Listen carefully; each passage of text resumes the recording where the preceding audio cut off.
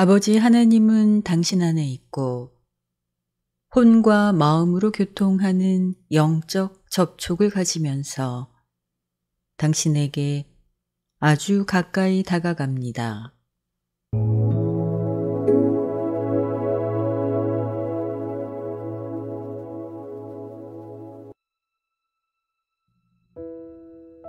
당신 안에는 영이 내재되어 있습니다.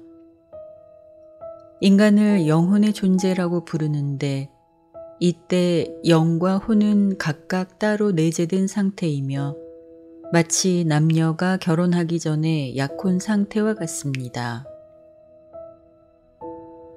아직은 하나가 되지 않은 상태입니다. 인간은 각자 자기만의 독특한 성격을 지닌 혼이 있습니다. 제 혼과 당신의 혼은 전혀 다른 개별적 존재들입니다. 하지만 사람 안에 깃드는 영은 공통적으로 창조주 하나님이 보낸 것이며 인간 내면에 영이 거하는 것은 신의 헤아릴 수 없는 신비 중의 하나입니다. 창조주 하나님의 분신이며 신다운 성품을 지닌 영은 불멸하며 내면의 혼이 영과 하나가 될 때 인간은 영생이 가능해집니다.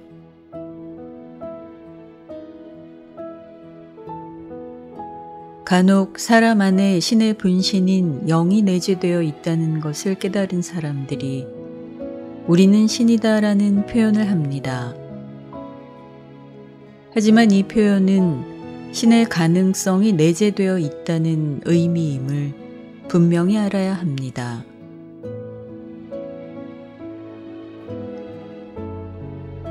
유란시아서에는 이 사실에 대해 분명하게 언급합니다. 필사 민족들은 총명하고 성격을 가진 창조물 중에서 가장 낮은 계급을 대표한다. 너희 필사자는 신성하게 소중하며 너희 모두가 영화로운 체험을 얻는 확실한 운명을 받아들여도 좋다. 그러나 너희는 아직 천성으로 신다운 계급이 아니며 온전히 필사자이다. 혼과 영의 융합이 일어나는 순간에 너희는 하늘 가는 아들로 간주될 것이다. 그러나 시공 필사자의 지위는 살아남는 필사자의 혼이 영원하고 불멸인 영과 최종에 융합하는 일이 생기기 전에는 믿음의 아들 지위이다.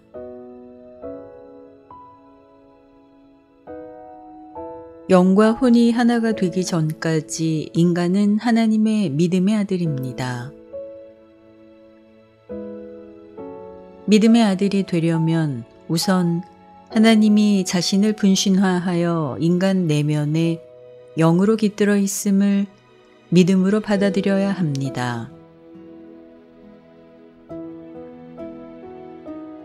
그리고 내면의 영이 인도하는 올바른 삶의 길을 따르려 노력해야 합니다.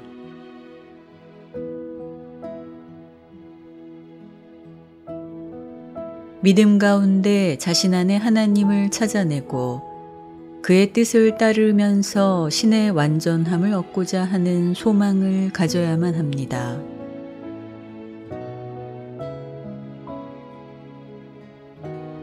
설사 그 소망의 빛이 아주 작고 희미해서 금방 꺼질 듯이 보여도 그는 반드시 언젠가 하나님의 아들 지위를 얻게 됩니다.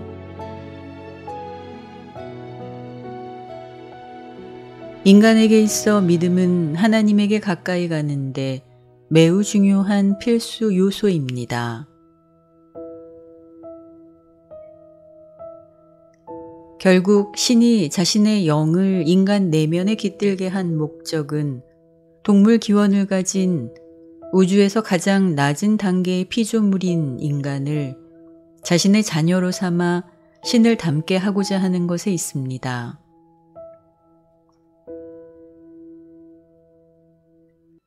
신의 이러한 의도를 깨닫게 되면 인간 또한 자신의 존재 목적을 알게 되는 것이고 무엇을 위해 삶을 살아야 하는지도 알게 됩니다.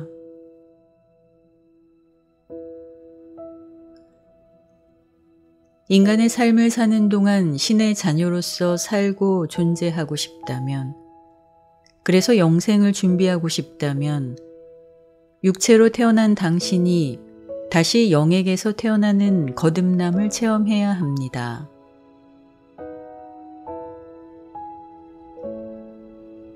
영에게서 태어난다는 것은 죽기 전까지 진리와 의로움을 추구하고 하나님을 간절하게 찾을 때 가능한 일이며, 이때 영원한 하나님의 영원 아들이 되는 것입니다.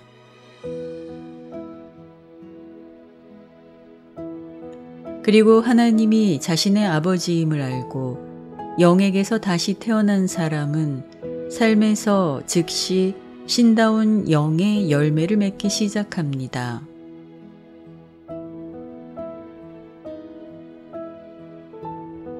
영의 열매는 물질적인 것이 아니라 내적 성취입니다.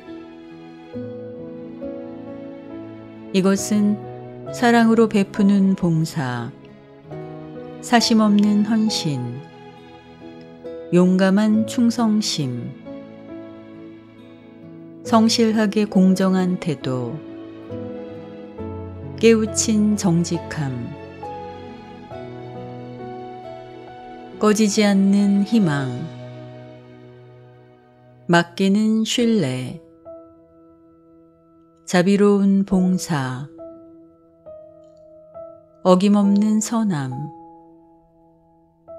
용서하는 인내심, 그리고 오래가는 평화입니다.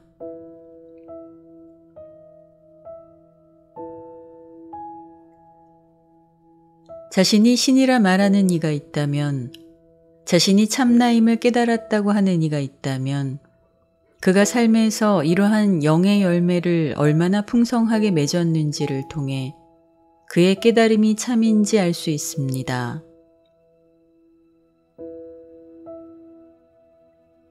하나님은 믿음의 자녀들에게 영의 열매를 많이 맺기를 요구하십니다.